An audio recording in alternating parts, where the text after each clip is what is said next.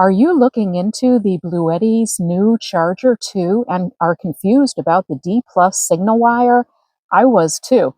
I contacted Bluetti and they sent me instructions on how to make that D plus signal wire, so let me show you how to make one. I have this 20 gauge wire left over from another project, and since I'm just going to be using this as an example wire, I'm just going to cut off a short length. For the Bluetti Charger 2 D plus signal wire, we only need one wire, not both, so I'm going to separate them out. And now I have a length of 20 gauge wire. I'm going to strip off the ends to expose the wire. And you can use whatever tool you normally use for stripping wires. Here's my wire with both ends stripped of their insulation. These are the other two things that we need for this wire.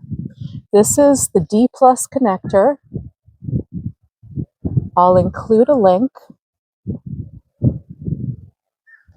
Here are the set screws that we're going to need to turn to open the gates where the wire will go in.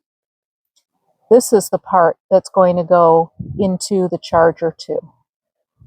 I have this handy little screwdriver set with all sorts of bits. I'm going to open up one of the gates.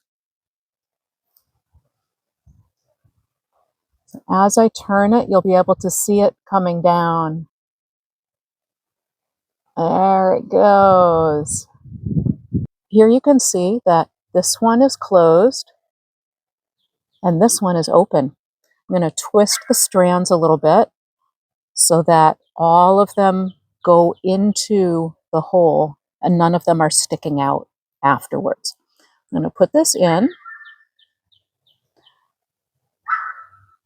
and tighten it down so there's no exposed wire.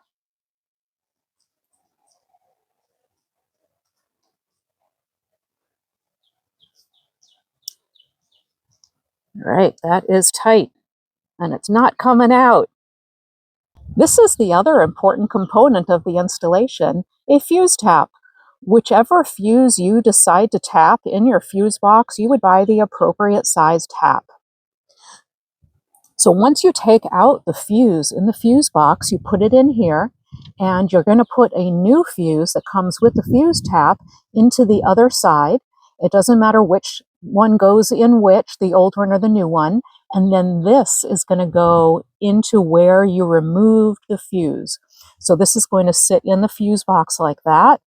The old fuse and the new fuse into this holder.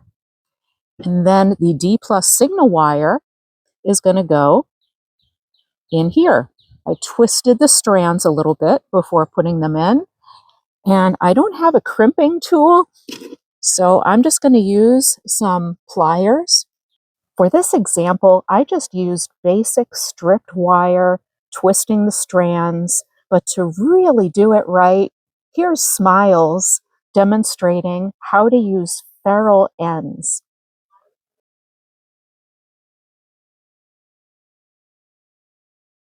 In the ferrule box, it tells you the gauges, which is great.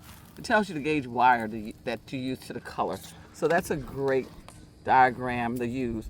So here it's telling me to use the gray 420 gauge. So what to do, I'm going to line up my ferrule to that. So that is just a little short. Not really, but just a little. Just get a little bit more. So, and then we just twist it a little bit so it can go into the ferrule. And we take the ferrule and we put it in, making sure we don't bend any of the wires of the 20 gauge. We put it all the way in, all the way till it stops to the sleeve, the gray sleeve. We take the tool, the ferrule tool, and we put it all the way in until it reaches the end of the silver, just in the silver, not on the plastic. Squeeze it all the way. Now it's all the way. And it makes a perfect ferrule connection on your cords. So now you don't have to worry about your stranded cords getting stuck when you try to put them into the hole here. If you'd like to see how this connector goes into the Bluetti Charger too, and this connector goes into the fuse box, watch my installation video of the charger too, which I'll link down below once I release the video. In the meantime, please subscribe and check out the other videos in my channel. Thanks for watching.